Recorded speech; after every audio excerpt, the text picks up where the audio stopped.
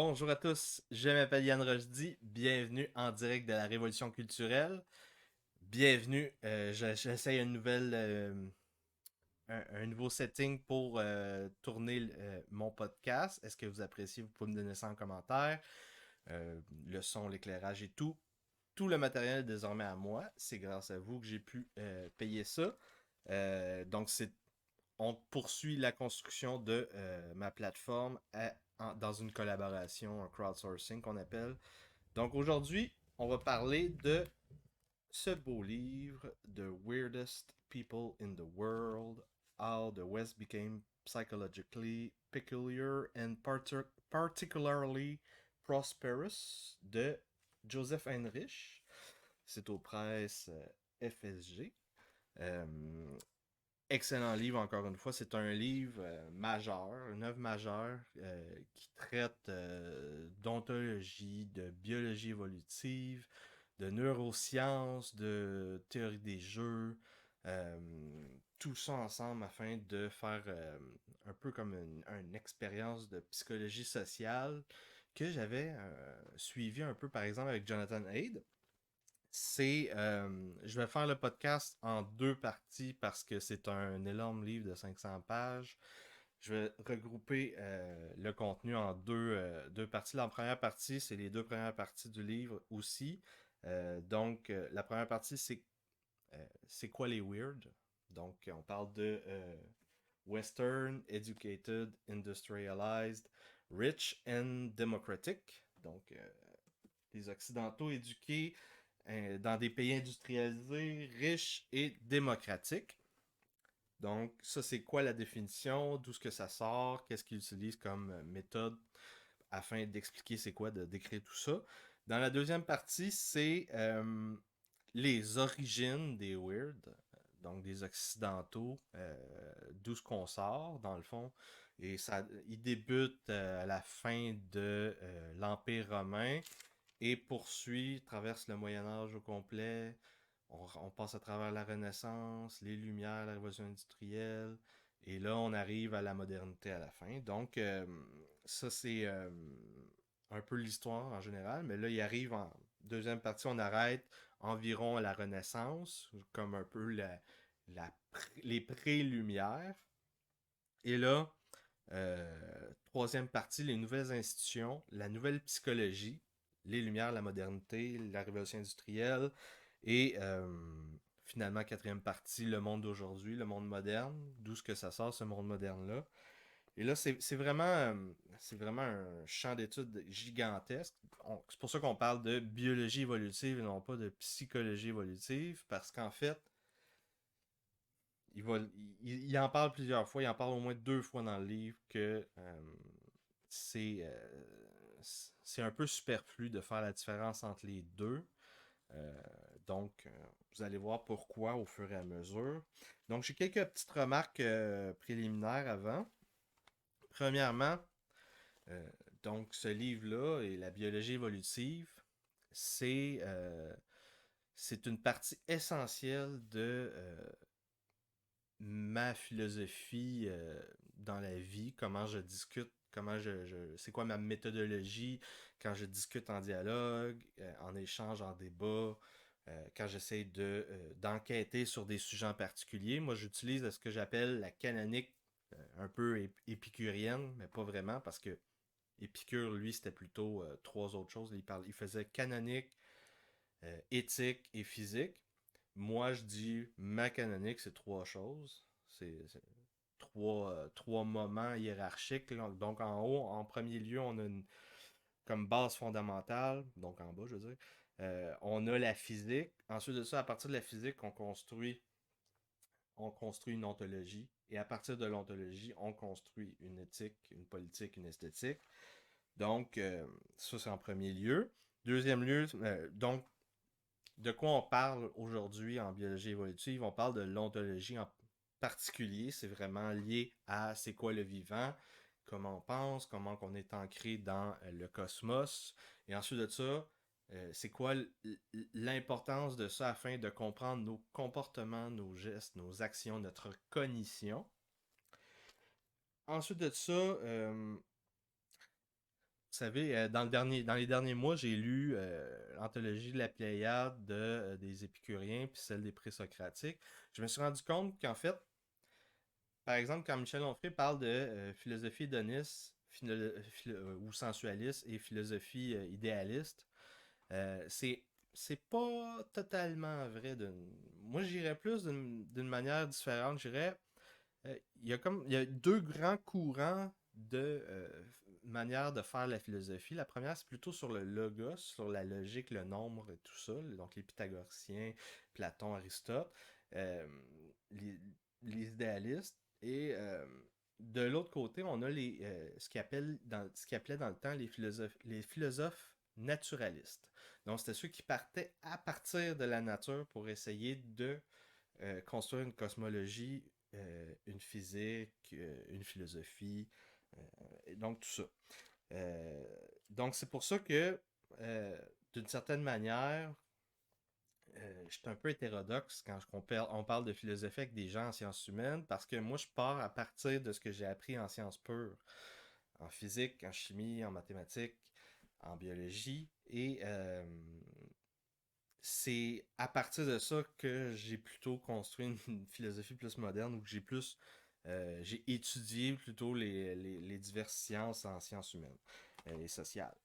Donc, à cette époque-là, et encore aujourd'hui, le problème qu'on cherche à résoudre, c'est celui de la cause efficiente, donc expliquer le réel à partir de quelque chose qu'on peut comprendre, saisir de manière même si c'est un concept abstrait. Donc à cette époque-là, on essayait de trouver la cause efficiente de tout ce qui se fait. Et donc, on essayait d'expliquer des immatériaux qu'on appelle. Donc, par exemple, on essayait d'expliquer c'est quoi l'énergie, la gravité, les forces, la vitesse, tout ça. Euh, et la matière même, un autre immatériel, et on essaie de développer, soit par la logique, le langage, l'idée, le nombre, on essaie d'expliquer c'est quoi cette cause efficiente-là, où on utilise la nature et on essaie de se fier plutôt à nos sens, à ce qu'on voit, à toutes ces sensations-là. Et ça nous arrivait, on arrivait à soit un cul-de-sac, soit un dilemme. Est-ce qu'on est déterministe ou est-ce qu'on a du libre arbitre? C'est pour ça que le libre arbitre, c'est pas l'individualisme, tout ça, c'est pas partout sur la planète que les gens pensent la même chose que nous autres. C'est ça que le livre essaie d'expliquer. Et ensuite de ça, oui, il y avait aussi la providence. Donc le déterminisme, le libre arbitre, la providence, ça c'est des trucs qui sont spécifiques à la religion, l'ontologie, les philosophies locales, géographiques. Et là, on a aussi l'autre problème, c'est quoi un humain? Le corps humain, c'est quoi? Comment on explique c'est quoi ça? À l'époque de l'Antiquité, on avait par exemple plusieurs théories en même temps. On avait la théorie des humeurs, donc l'humide et le sec. Euh, on a eu le modèle du corps pneumatique qu'on appelait, donc c'était le souffle qui donnait la vie. Euh, on avait aussi des synthèses élémentales ou avec l'éther. Euh, on avait aussi les simulacres et les atomes des épicuriens et des atomistes abdéritains. On avait aussi des dualismes. Le dualisme qui est un peu comme une idée qui est instinctive chez les humains. Et plus tard, on a eu aussi le corps mécanique, le corps organique. Et tout ça, en fait, ça laissait d'expliquer quelque chose de très simple. C'est quoi les niveaux d'organisation de la matière? Donc, on part de tout du plus petit et on essaie de construire jusqu'à arriver au monde moderne, la planète, la société, tout ça. Euh, c'est pour ça que je dis souvent qu'il y a une hiérarchie de la physique à la politique, à l'éthique, à la morale même. Et donc, pour commencer, euh, premier chapitre, c'est une préface. Donc, Joseph Heinrich explique d'où part le livre. D'où part le livre? D'une discussion avec Amos Tversky et Daniel Kahneman. Donc, une discussion avec trois des pas mal plus grands neuroscientifiques qu'on a dans les 2 dernières décennies. Là, il essaie d'établir un peu comme une liste de trucs qui pourraient expliquer pourquoi il y a certaines différences dans les études de psychologie entre des populations occidentales et des populations non occidentales. Ils ont des bugs. Il y a un bug. Là. Ça, c'est en 2006. Ça fait pas longtemps. Hein? Et là, ils se rendent compte de 3 grandes erreurs après cette discussion-là, après un peu de recherche. Ils se rendent compte ils résoudent le problème de la crise de reproductibilité en sciences humaines parce que 3 choses, 3 erreurs. La première erreur, euh, les, euh, les datas étaient mauvaises, donc les bassins d'individus étudiés en psychologie, peu importe, en toutes les sciences sociales, là, c'était en majorité des étudiants du collège ou de l'université dans des pays occidentaux. Donc, 96% de l'Europe plus au nord, Amérique du Nord et Australie. 70% des étudiants au collège et à l'université. Ensuite de ça, ils découvrent que euh, dans plusieurs domaines, il y a une plus grande variation dans les trucs, la diversité psychologique en Occident que dans les populations d'autres pays. Et finalement, la troisième chose, ils découvrent que euh, quand on regarde un peu avec les Big Five, là, les 5 critères qui sont reconnus en psychologie, je vais les redire plus tard quand je vais en parler en particulier. Euh, Quand on regarde la population occidentale, c'est à l'extrême de tout le reste de la planète. Et donc, il faut trouver d'où ça vient, toutes ces différences-là. Euh, le prélude, c'est quoi? C'est Your brain has been modified. Notre cerveau a été modifié. Pourquoi? À cause de l'écriture. Donc, on remonte à environ 8000 ans avant l'ère actuelle. Les premières, la première écriture a modifié notre manière de notre cognition. Donc, c'est la neuroplasticité, et au bout de plusieurs générations, et là, plus que l'écriture et la lecture se sont démocratisées, on va voir un effet jusqu'à avant aujourd'hui. Là. Et là, on a modifié un peu notre apprentissage du par cœur et l'apprentissage des visages. Donc, ça, c'est traditionnellement avant l'écriture. Et l'écriture nous permet de créer les circuits letterbox qu'ils appellent. Donc, c'est reconnaître les lettres dans notre cerveau. Ça va prendre la place à ce qu'on avait avant. Donc, les humains de l'époque de l'Antiquité apprenaient par cœur parce qu'ils avaient une excellente mémoire visuelle et ils étaient obligés d'apprendre de cette manière-là. Et là, quand on a commencé à rentrer l'écriture, tout ça, ça a permis de changer la vision, pas la vision, mais la cognition des gens en particulier. Là, c'est pour ça que plus que l'Antiquité avance vers le Moyen Âge, et là, les gens sont moins en moins des figures éclatantes, capables de faire des discours éclatants et tout ça, répéter des trucs par cœur, des poèmes de euh, 50 000 strophes ou whatever, ça c'était de plus en plus difficile, et c'est la même chose aujourd'hui. Il se passe un peu, quand on revient à la modernité du 21e siècle, on se rend compte aussi la même chose qui se passe parce qu'on a une transition, les gens lisent de moins en moins et sont tout le temps sur leur téléphone, euh, ce qui fait on a vraiment la neuroplasticité qui se fait aller présentement. On est en train de retourner vers euh, l'apprentissage plutôt la cognition traditionnelle, euh, orale et visage. Euh, c'est un peu l'effet du smartphone. C'est pour ça qu'on se rend compte que c'est un peu une régression cognitive.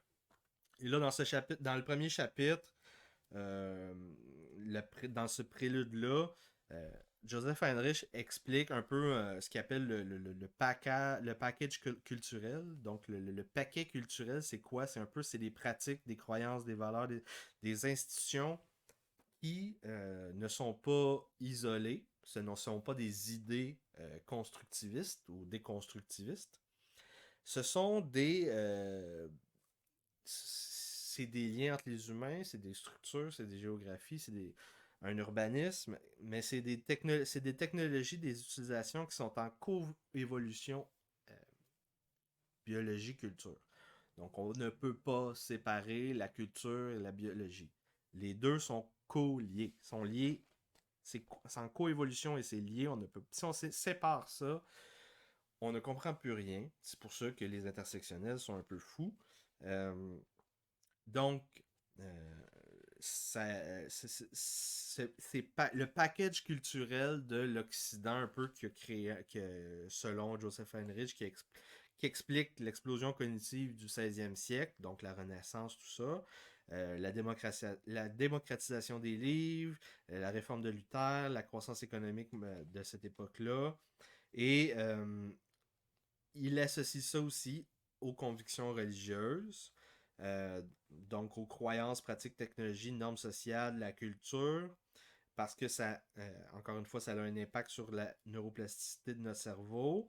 Euh, Ça l'implante des motivations, ça l'implante des habiletés mentales même, et ça nous fournit des biais dans les décisions, dans le decision making qu'on appelle là, le circuit de décision. Donc on peut pas séparer la culture de la psychologie et on peut pas séparer la psychologie de la biologie. Finalement, euh, ce package culturel-là, c'est qu'est-ce que les gens, à quoi les gens portent attention, comment ils prennent des décisions, quelles institutions ils préfèrent et à quel point ils vont innover ou plutôt rester dans les traditions. Donc la première partie du livre, The Evolution of Societies and Psychologies, euh, l'évolution des sociétés de leur psychologie. Chapitre 1, Weird Psychology. C'est quoi la psychologie des weird? C'est trois choses en particulier qu'on va porter attention. La religion, le mariage, la famille. Euh, En particulier, les Occidentaux, on va porter une attention vraiment plus importante aux attributs d'un objet plutôt qu'aux relations d'un objet. Donc, par exemple, quelqu'un nous fait quelque chose, il nous parle de nous dans notre dos, mais on va dire que c'est parce que c'est une mauvaise personne plutôt que c'est parce que relationnellement, c'est une ennemie de ma famille. Ça va être plutôt quand on va être dans un pays avec des relations plus tribales. Donc, la psychologie des weirds, c'est quoi aussi? C'est le complexe de l'individualisme. C'est quoi ça? C'est un peu deux extrêmes. On a deux extrêmes. On a deux pôles.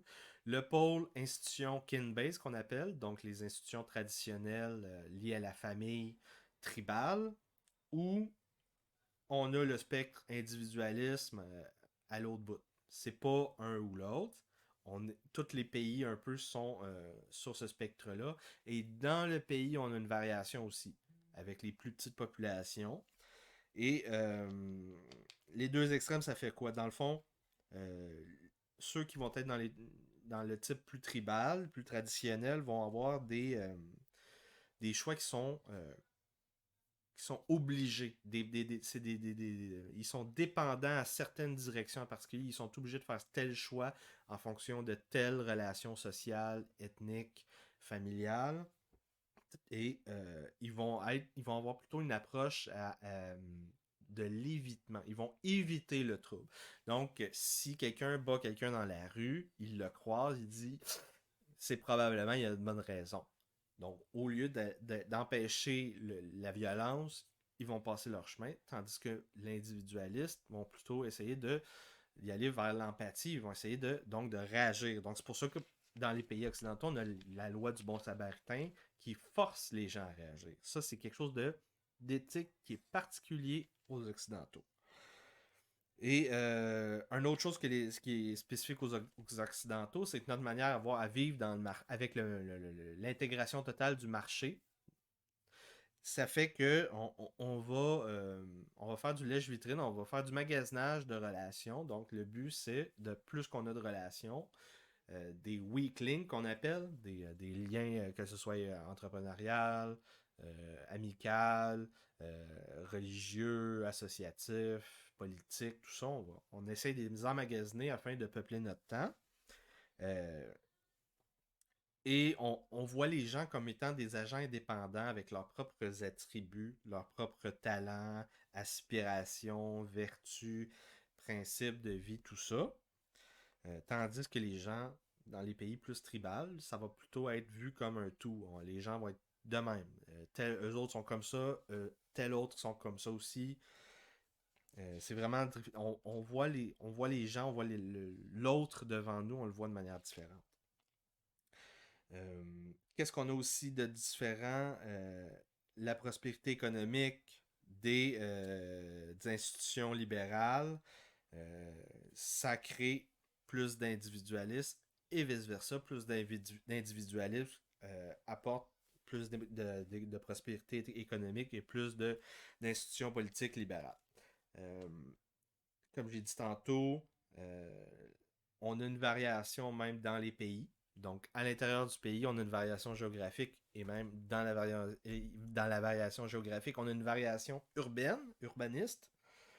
Euh, et là, ils vont rajouter, il y a plusieurs autres dipôles que Heinrich mentionne comme la différence entre l'estime de soi et donc l'estime de soi et l'estime de l'autre. Donc, les gens dans les pays plus tribaux vont être plus orientés à penser à ce que les autres vont penser de nous, tandis que dans les pays plus occidentaux, c'est plutôt l'inverse. On a plus une importance à ce que nous, on va penser de nous, donc un petit peu narcissique. Et là, donc, il y a une autre différence, il y a la honte et il y a la culpabilité.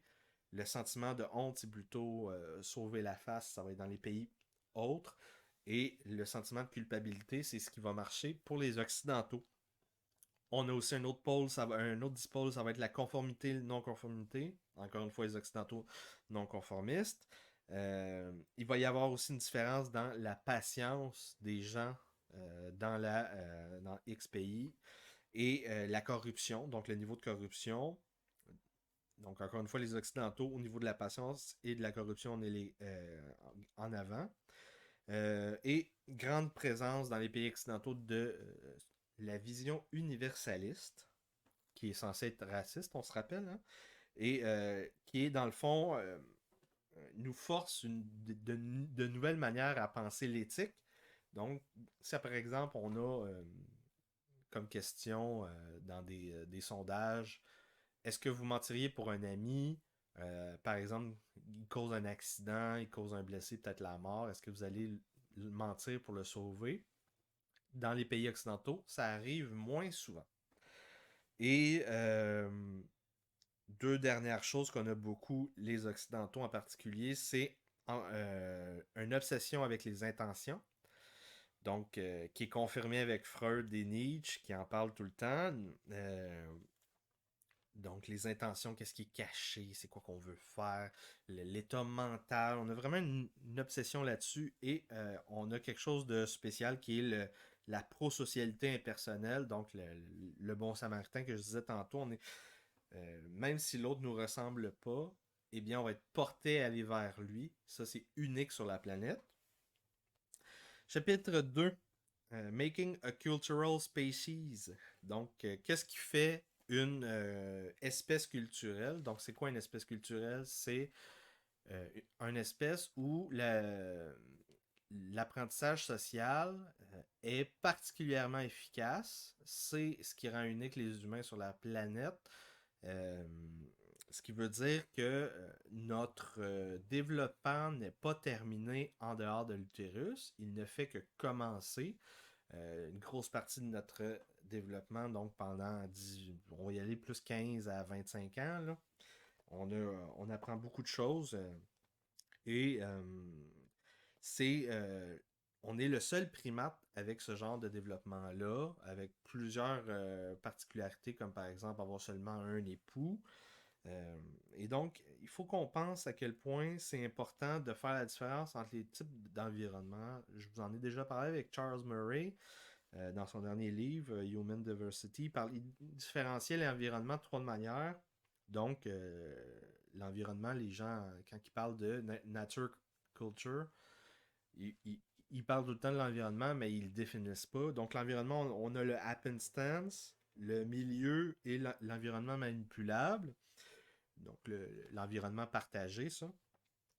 Le happenstance, c'est l'environnement non partagé. C'est tout ce qui est aléatoire dans la vie des gens. Donc, je m'en vais prendre l'autobus, le chemin de la maison à l'autobus. Qu'est-ce qui m'arrive? Ça, c'est le happenstance. Le milieu, c'est le culturel, social, économique. Ou dans quoi vous êtes, vous êtes né, où vous avez grandi, quelles relations vous avez entretenues. Et finalement, l'environnement manipulable, c'est l'environnement partagé. C'est là que l'individu il a un petit impact, il est capable de modifier quelque chose en fonction de son propre tempérament. Et là, comment ça arrive, cet apprentissage culturel? C'est le mimétisme. Les gens pensent souvent que c'est la persuasion qui fonctionne. Donc, avec des professeurs qui disent la vérité, les gens vont apprendre la pensée critique comme ça. Et dans la vraie vie, c'est le mimétisme. Les gens vont beau avoir parlé, ils vont faire blablabla, blablabla. Et là, s'ils font quelque chose d'autre, eh bien, les gens vont enregistrer que c'est un faux cul. Donc, il dit, mais il ne fait pas. Et c'est une des raisons qui explique pourquoi ça va très bien avec la pandémie depuis début 2020. Et là, ça veut dire quoi finalement? Ça veut dire que si vous pensez aux enfants, et pourquoi ils imitent telle personne et telle autre personne, pourquoi ils sont tous dans la tête, ils ont tous dans la tête l'idée qu'ils vont devenir des YouTubers vedettes à 1 million de dollars par mois, euh, ben c'est parce que ils sont capables d'établir leur propre jugement cognitif, comme par exemple établir qui a le plus gros cloud social dans les médias sociaux. Ce n'est certainement pas les intersectionnels, eh bien, à part quelques exceptions, là, quand on regarde ce qui se passe dans le monde des gamers, le monde des réseaux sociaux en particulier, ça grossit et il se passe tellement d'autres choses que qu'est-ce qu'on voit dans les médias de masse que c'est juste triste pour les gens qui comprennent pas pourquoi leurs enfants les écoutent pas. Vous comprenez pas parce que vous n'êtes pas aux mêmes endroits que vos enfants. C'est ça qui se passe. Donc, qu'est-ce qui est important?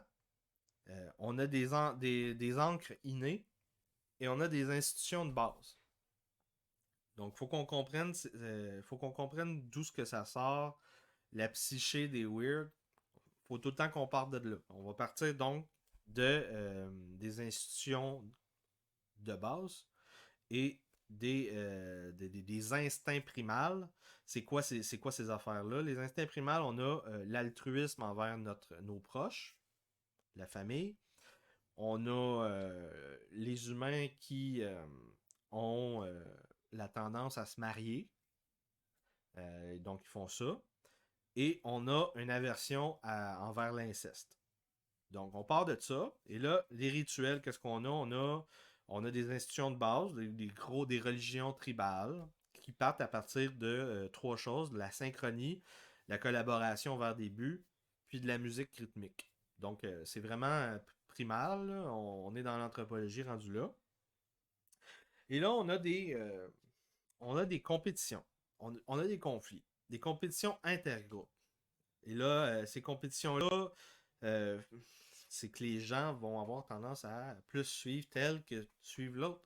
Et pourquoi? À cause de la réputation, à cause de comment on gère comment on punit ceux qui euh, sortent des normes sociales. C'est quoi ces normes sociales-là? Et les institutions qu'on construit autour de ça vont accumuler la vitesse de cette construction culturelle-là. Et là, dans le fond, c'est comme ça que culturellement, à chaque génération, il y a toujours une accumulation. Souvent, il y a des effondrements, mais c'est ça. Et là, plus qu'on avance, plus que c'est rapide, plus que plus qu'on avance dans le temps. C'est pas super compliqué. Donc, on part des tribus, et là, on arrive première révolution. Chapitre 3, Clans, States, and why you can't get here from there. Donc, pourquoi il y a certaines tribus qui sont développées en clans et en états, et pourquoi il y en a d'autres qui sont tout simplement éteintes. On a l'émergence de la coopération à une plus grande échelle. Donc, on a besoin de ça pour arriver à des clans, à des États. On a besoin d'une plus grande intégration politique et on a besoin de réseaux d'échanges beaucoup plus larges que ceux entretenus par les réseaux familiaux. Et là, ça a pris. C'est une lente évolution qui est encore plus lente que l'écriture. C'est 12 millénaires, c'est l'agriculture. Donc, avant la culture, il y a eu l'agriculture, la production de nourriture, les obligations mutuelles, des projets en collaboration avec des rituels, et on a eu une addition qui est un byproduct, un peu comme un déchet de tout cet avancement-là, les croyances supernaturelles pour résoudre les angoisses existentielles. Et là, ça arrive à toutes les fois qu'on a la consolidation de plusieurs tribus en grands clans jusqu'à l'État. On a deux process qu'on appelle deux mécanismes qui fonctionnent pour augmenter la coopération. Donc, on a le premier, c'est la compétition intergroupe. Et le deuxième, c'est le fit entre les normes et les institutions et la psychologie des gens. Donc, c'est pas compliqué. La compétition intergroupe, c'est on a les conflits, la guerre, les raids. On a la migration différentielle. On vote avec nos pieds, on s'en va si ça marche pas.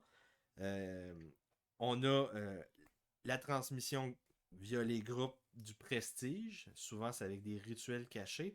Aujourd'hui, c'est plus avec l'éducation. Euh, on a un différentiel de survie sans conflit. Ça veut dire que même sans conflit, des fois, il y a des groupes qui vont plus se dissoudre. Et on a de la reproduction différentielle aussi. Et tout ça ensemble, ça fait qu'il y a une compétition entre les divers groupes.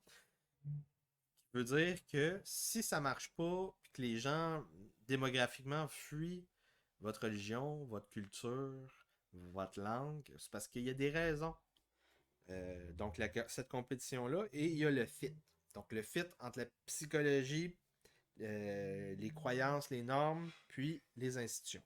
Si c'est un bon fit, ça va croître. Sinon, ça ne croîtra pas. Et tous ensemble, ça fait augmenter la complexité du monde à chaque fois qu'il y a des nouvelles institutions. Qu'est-ce qu'on a d'autre dans les principes de l'origine des Weird?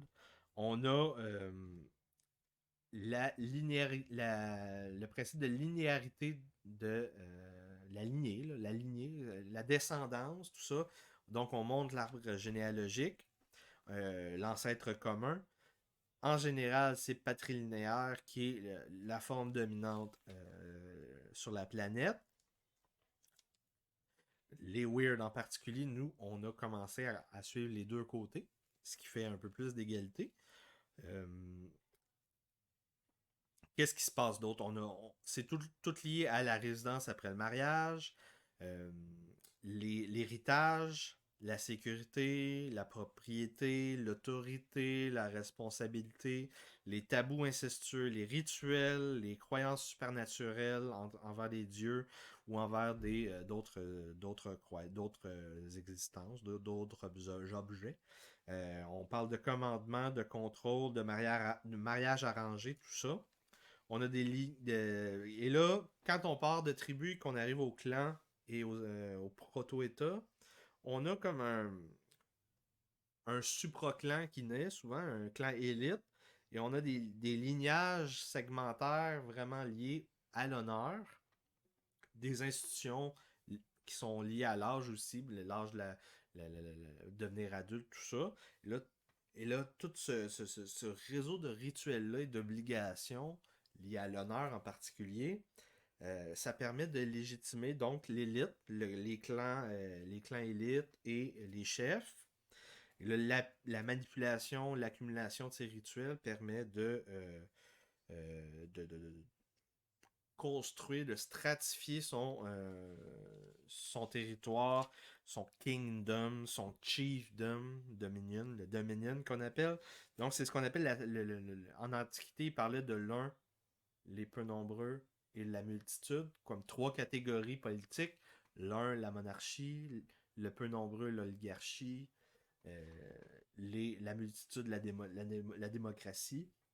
Et là, on a des versions aussi qui sont corrompues. Là, quand on a la version tyrannique, on a la junte militaire ou le cartel ou les luttes de factions dans le deuxième. Et dans la troisième catégorie, on a l'oclocratie qu'on appelle, donc le règne de la foule, la tyrannie de la majorité, dirait Tocqueville.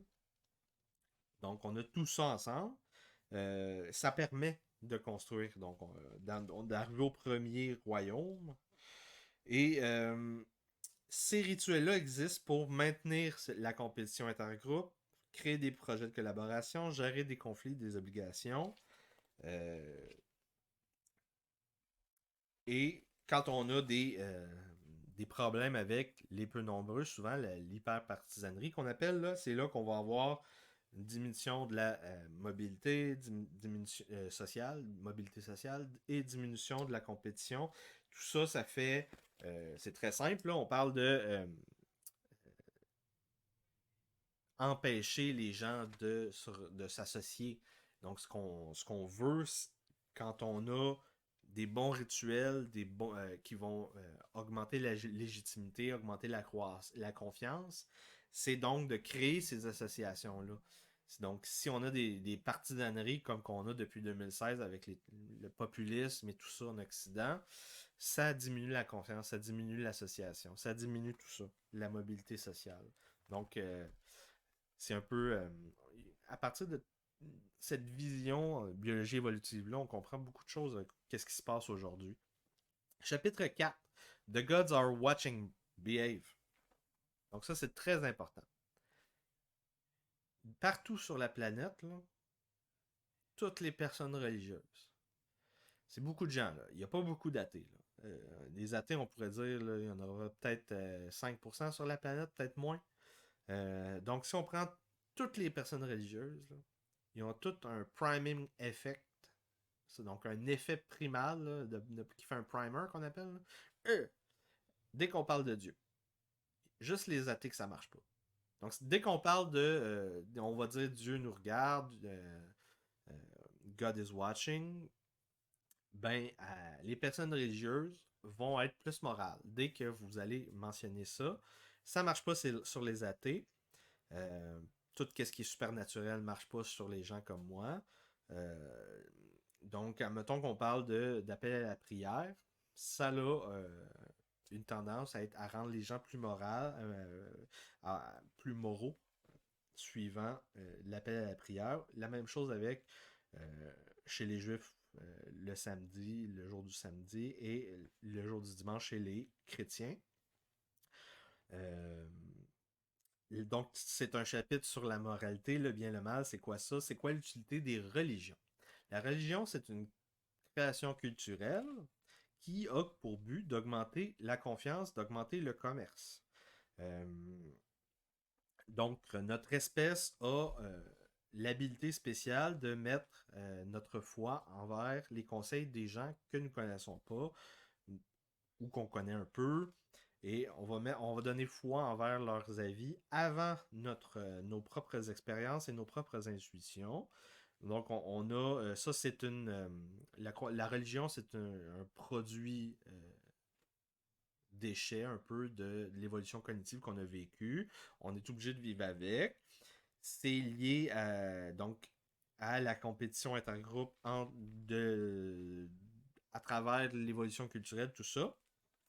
Et donc, essayer de bannir ce sentiment, cette croyance-là, la foi et tout ça, on fait tout juste que la déplacer ailleurs. On a une tendance innée à faire du dualisme et séparer le corps et l'esprit. Donc, on a des bugs cognitifs. Et, donc, par exemple, euh, on va essayer, on va représenter on va projeter une représentation d'un esprit à un objet. Donc, on va voir le ballon Wilson dans Seul au monde avec Tom Hanks et on va voir ce ballon-là et on va y attacher des émotions et tout ça. On va être émotionnellement lié à ça. Ça n'a aucun sens, mais on va le faire. On va faire la même chose avec les animaux. Si le chat ronronne, c'est parce qu'il nous aime. Et les humains, on a aussi une tendance à partager l'intentionnalité, essayer de voir c'est quoi les intentions des gens. Donc tout ça, c'est encadré par les rituels, les pratiques religieuses. Et pourquoi? Pourquoi tout ça? What God wants. Qu'est-ce que Dieu veut? C'est simple. Dieu veut réguler notre prochain. Donc c'est simple, là. Les religions, là, il y a deux trucs qu'ils essayent de faire. Ils essayent de réguler la jalousie sexuelle. Donc ça, c'est donc partir avec la femme du voisin, coucher avec. Donc tout ça, c'est toute la moitié au moins des conflits humains, là, c'est lié au sexe. Et là, l'autre chose, c'est l'incertitude à la paternité. Donc, plus qu'on est incertain de la paternité de l'enfant, donc plus que moins la monogamie est renforcée, moins on est certain si on est le père de l'enfant, et donc moins on va vouloir investir de temps envers cet enfant-là. Et c'est aussi le cas dans les... c'est pareil aussi dans les familles polygames. L'homme avec plusieurs femmes, il va séparer son temps envers ses plusieurs enfants. C'est pas compliqué, là. Ça prend pas de la physique nucléaire pour comprendre ces phénomènes-là. Donc, la jalousie sexuelle puis l'incertitude des pères, ça fait en sorte de pousser cette société, cette culture à croître en puissance économique, politique, tout ça, ou ça l'amène à s'éteindre. Donc, si vous voyez qu'il y a beaucoup de problèmes avec les gens, vous vous rendez compte que c'est tous des jeunes aujourd'hui, dans le banditisme, des terroristes, problèmes de santé mentale, dépression, suicide, surdose d'opiacés. C'est toutes des gens qui ont pas de père. Demandez-vous pas d'où ce que ça sort. Comment Dieu régule? Deux manières. Donc, soit la religion va avoir implanté l'idée que Dieu est omniscient, omniprésent, tout ça. Donc, le monitorage divin. Ou la répression, les stick and carrots, donc la, le bâton ou la carotte. Le bâton, la répression. La carotte, on va monter le crédit social.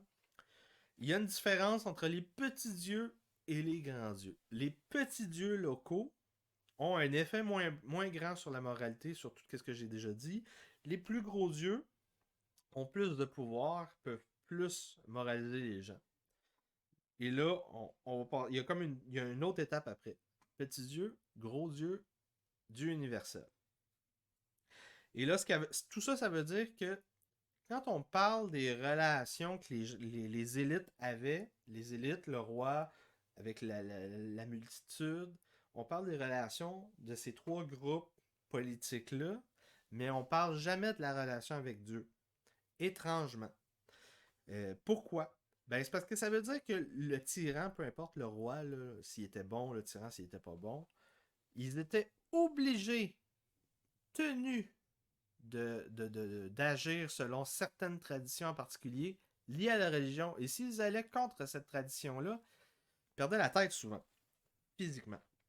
Et donc, l'étape d'après, c'est le Dieu universel, les forces cosmiques, omniprésent, omniscient. Il, il nous dit que nous avons un libre arbitre, euh, que ce que nous faisons aura un impact sur la vie après la mort. Et la moralité est universelle. Donc, ce qui est bien partout. C'est nos préceptes. Donc, ça, c'est vraiment la grande différence quand on passe de grand Dieu à Dieu universel.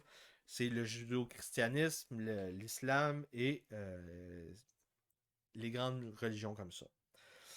Et là, un petit parenthèse que je voulais juste à rajouter, c'est il faut comprendre que les développements que les sociétés occidentales ont vécu, c'est pas arrivé juste une fois comme l'évolution de certaines espèces. Ça peut arriver à plusieurs régions en particulier. Donc, chez les Chinois, chez les Indiens par exemple, il y a aussi une variation interne avec certaines ethnies qui sont plus développées, des entreprenantes, plus blablabla, qui se rapprochent un peu du spectre occidental. C'est tout simplement que les Occidentaux sont à l'extrême extrême.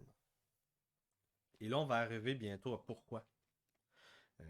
Donc, tout ça, le Dieu universel est meilleur que les gros dieux meilleurs que les petits dieux. On le voit de trois manières. Plus grande production économique, meilleure économie, productivité, moins de cheat, là, de trichage, moins de freeloader qu'on appelle. Là. Le freeloading, c'est ceux qui profitent de la production collective. Plus de tendance à aider les étrangers, plus d'innovation, euh, et on va attribuer ce qui est bénéfique aux agents particuliers. Donc, on va attribuer le talent, tout ça, à l'individu. Plus grande honnêteté, plus de générosité et plus de charitable. Plus tout ce qui va être entraide, association pour ça, là, ben, plus que le Dieu est grand et plus que ça existe. C'est pour ça qu'on sait que, par exemple, les catholiques vont donner de l'argent aux charités, mais moins que les protestants. Les protestants sont plus, ils ont plus tendance à mettre la pression sur les gens. Et là, on arrive au centre. C'est quoi les religions? Les religions universalistes, c'est une doctrine avec des rituels. Euh, ils vont avoir des credibility enhancing display, donc quelque chose, des pratiques qui ont comme but central de créer des martyrs ou de monter le crédit social. C'est du signalement de vertu.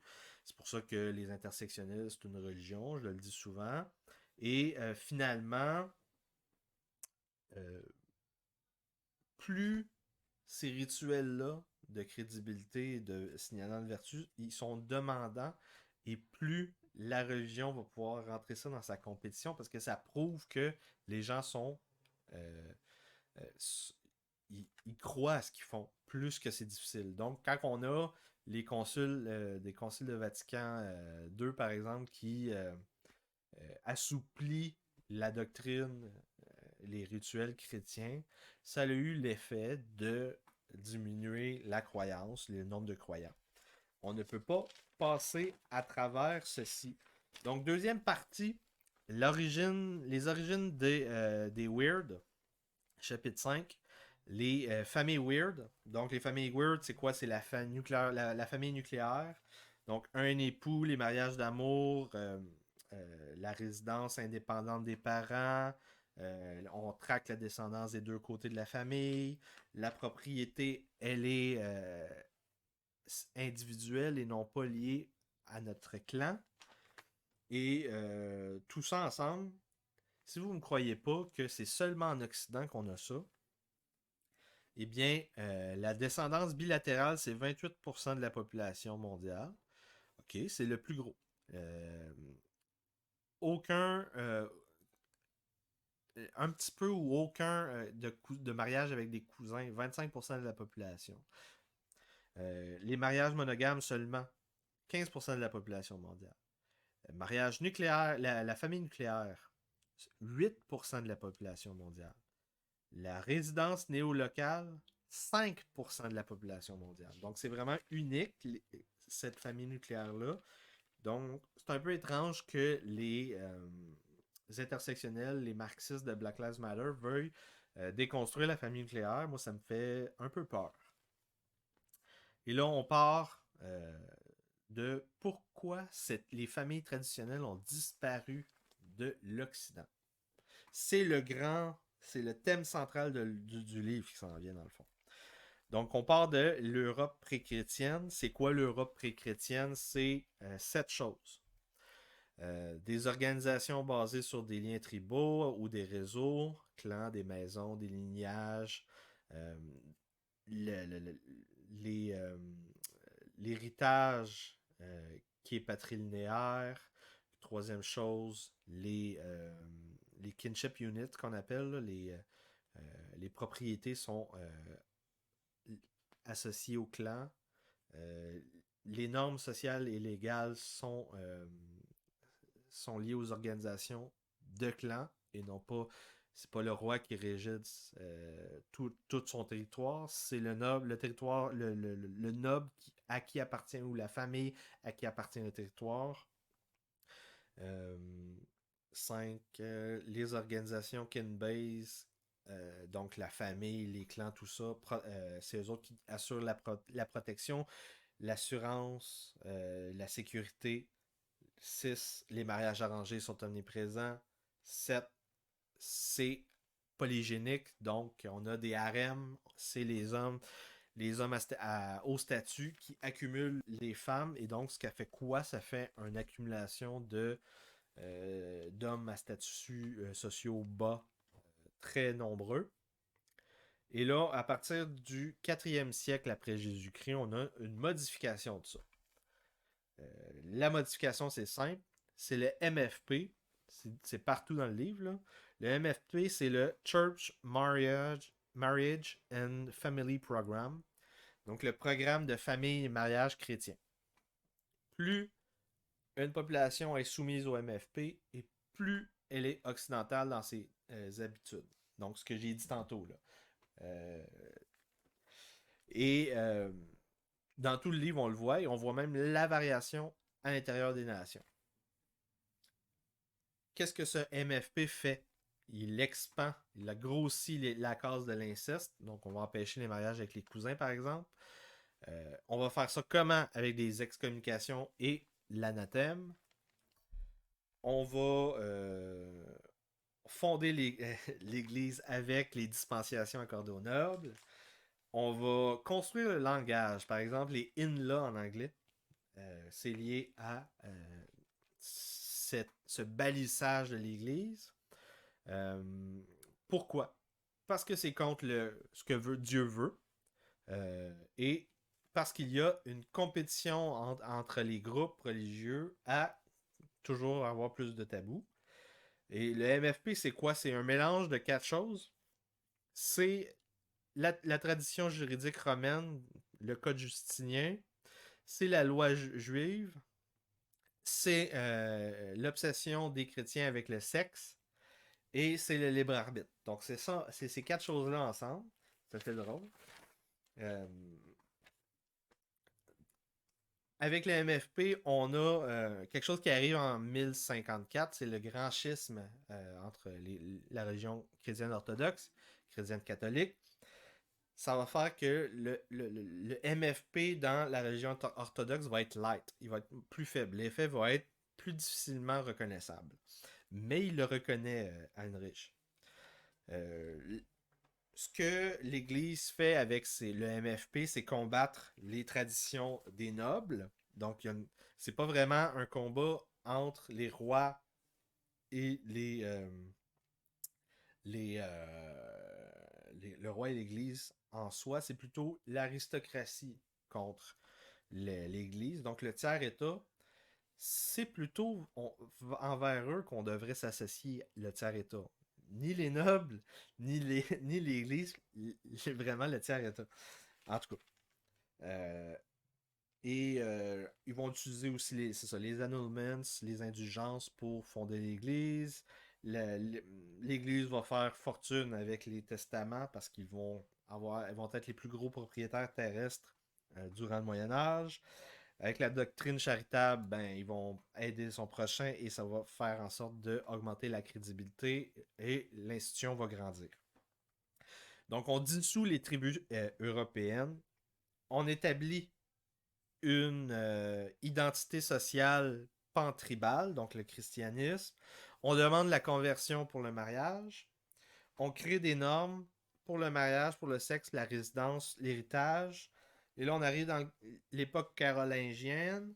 Le manorialisme est très présent encore une fois. Et là, Charles Martel, le début du MFP, de l'implantation des politiques chrétiennes, ça a un effet qui va se faire sentir. Pourquoi? Parce que les familles monogames vont être plus mobiles. Et là, ils vont se marier plus tard. Il y a beaucoup de femmes qui se marieront pas. Ils vont avoir plus de petite fertilité et donc ils vont être capables de produire plus économiquement avant le mariage. Tout ça, ça va faire en sorte d'avoir une production économique plus forte au niveau.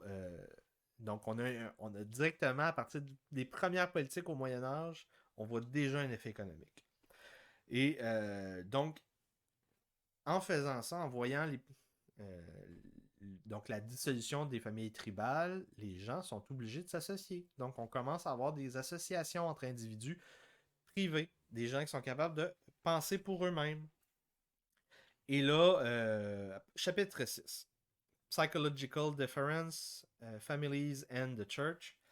Donc, les différences psychologiques liées aux familles et à l'Église. C'est quoi? C'est la variation psychologique. La variation psychologique, c'est quoi? On prend les Big Five, un peu la conception de la psychologie, certains traits en particulier, disposition de caractère, personnalité, tout ça. Euh, plus qu'on a un dosage de MFP fort et moins les institutions traditionnelles sont présentes dans le lieu où la personne va vivre, et plus il va y avoir une variation psychologique. Donc, plus de deux manières. Donc, moins il y a des institutions traditionnelles et plus l'Église était là. C'est pour ça qu'on le voit aussi en Chine et en Inde, parce que c'est pas juste l'Église. Donc, c'est la présence de ces institutions-là. Donc, ça va créer de la complexité. Les gens deviennent plus complexes au fur et à mesure que le monde devient plus complexe. Et donc, on voit une variation dans l'Europe, une variation dans la Chine, une variation dans l'Inde. C'est phylogénétique. Il y a plein de tests différents. C'est vraiment intéressant. Dans le livre, il en parle tout le temps. La méthodologie, c'est central pour comprendre tout ça. Donc, tout ça, ça fait quoi? Ça crée un phénomène nouveau. Donc, au lieu d'avoir une confiance envers le groupe ethnique, social, linguistique, tout ça, on va avoir une confiance, une pro-socialité impersonnelle, augmenter la confiance envers notre prochain. Et comment on va être capable de faire ça? Avec ce qu'on appelle, on va basculer de la justice par vengeance à la justice réglée par le tiers. Donc, ça va être les prêtres, les toutes les personnes croyantes qui sont au nom de la religion, le pape, les évêques, qui vont traiter souvent les disputes légales, les conflits entre des groupes. On va avoir un basculement cognitif. On va y aller.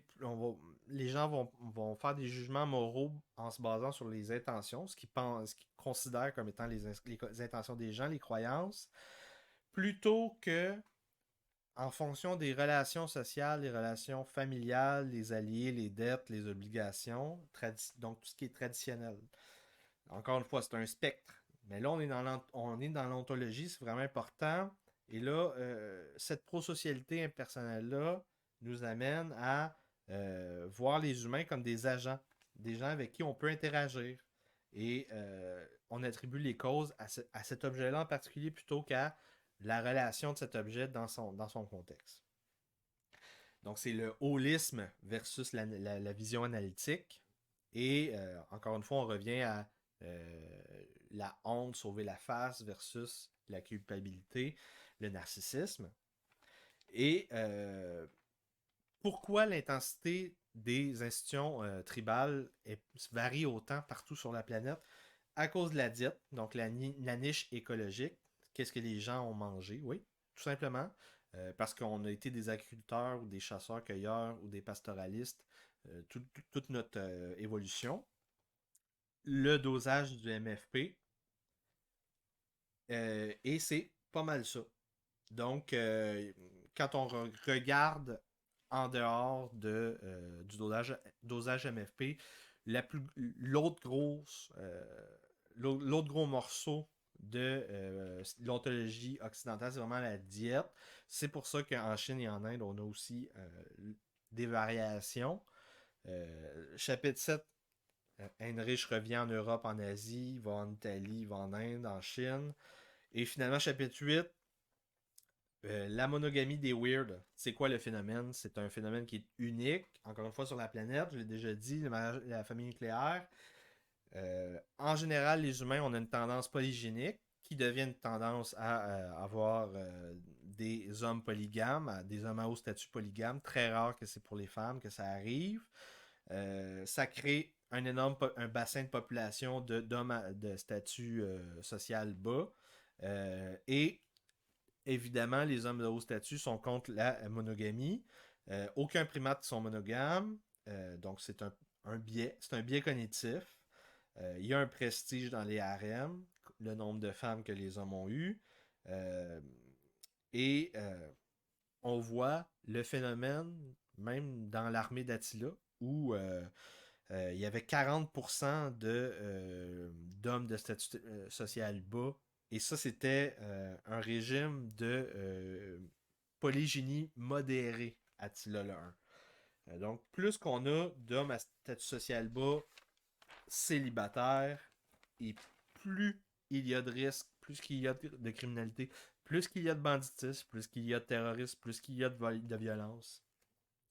Pourquoi? Donc, c'est la force de la monogamie. Là, ça, faut que je lise ça. Là.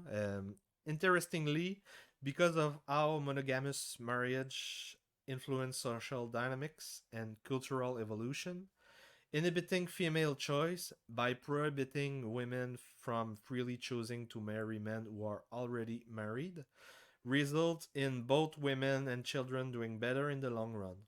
Donc, plus qu'on empêche les femmes à se marier avec des hommes qui sont déjà mariés, et plus leurs enfants et ces femmes-là vont vivre mieux. C'est difficile à combattre ces instincts-là. C'est pour ça que c'est unique sur la planète. C'est pour ça qu'il faut qu'on continue à combattre cette idée qu'on devrait copier les polyamoureux, ces affaires-là. C'est des modes qui sont des régressions cognitives. Vous avez le droit de faire du libertinage, vous avez le droit d'avoir vos ententes avec vos conjoints. C'est pas la même chose qu'être monogame. Être monogame, c'est tout simplement vouloir faire un foyer avec la femme qu'on va marier. Donc, si vous avez une entente en dehors de ça, ok. Mais je veux dire, ça veut pas dire que vous êtes obligé d'habiter avec la personne avec qui vous avez l'entente. Là, ça devient la polygamie. Euh, la monogamie, ça draine le nombre d'hommes à statut social bas et ça l'empêche, ça recalibre la psychologie des hommes, ça diminue le taux de testostérone, ça pousse les hommes à changer la manière de voir les choses au lieu de compétitionner entre eux, ils compétitionnent en collaboration. Donc ça va être ils vont s'associer en groupe, puis ils vont compétitionner contre d'autres groupes dans des firmes, des associations, tout ça. Euh, je dis pas n'importe quoi quand je parle de testostérone parce que dès qu'on fait des compétitions dans le sang des hommes, la testostérone est sécrétée. Donc si vous provoquez des hommes, il y a toujours un effet. Et ça augmente la compétition, la motivation et aussi l'agression. Ça, c'est un produit, un byproduct, un autre déchet. Et ça augmente la sensibilité sociale pour la vigilance sociale pour voir la perception des menaces. Ça supprime la peur, augmente la sensibilité aux privilèges, aux récompenses et diminue, ça inhibite la réponse tout ce qui est punition. Et finalement, ça augmente la drive sexuelle, évidemment. Donc, c'est pour ça que vous voulez quand même des gars qui sont pas trop bas en testostérone, mais pas trop bas aussi. Pas trop haut, pas trop bas. Fait que vous voulez un bon dosage. Et ça, malheureusement, c'est impossible à tenir en laisse. On peut pas manipuler ça aussi facilement que certains intersectionnels voudraient. J'ai déjà vu des gens aux États-Unis, là, des jeunes qui sont, par exemple, des jeunes de 16 ans, là, qui se ramassent en résidence parce qu'il n'y a plus de parents. Et là, il y a des problèmes de comportement, ils veulent le traiter avec de l'estrogène. Fait que là, il a commencé à avoir des seins. Fait que là, en plus de ces problèmes de comportement, ils rajoutent, ils prennent comme une fille, puis ils commencent à avoir des seins, puis ils commencent à réagir encore plus. On peut pas gérer les hormones des gens, là, ça n'a pas de sens. Ça n'a pas de sens. Donc, je vais terminer avec ça. Un autre exemple de politique ridicule, la China One Child Policy, qui a rendu entre 70 et 2009, là, 1970-2009, ils ont créé 30 millions d'hommes célibataires de trop, de plus que d'habitude. Ce qui fait que la criminalité, la corruption augmente aussi en proportion. C'est pour ça qu'ils sont très, très, très puritains. Et donc, on peut dire qu'au final, la monogamie, c'est la première étape vers l'égalité devant la loi. Là, quand je parle d'égalité devant la loi, c'est quoi? C'est les trois idées, les trois grandes mythologies de l'Occident. C'est quoi? C'est l'égalité devant la loi, c'est le libre arbitre et c'est le droit de propriété. C'est ce qui nous a rendu uniques.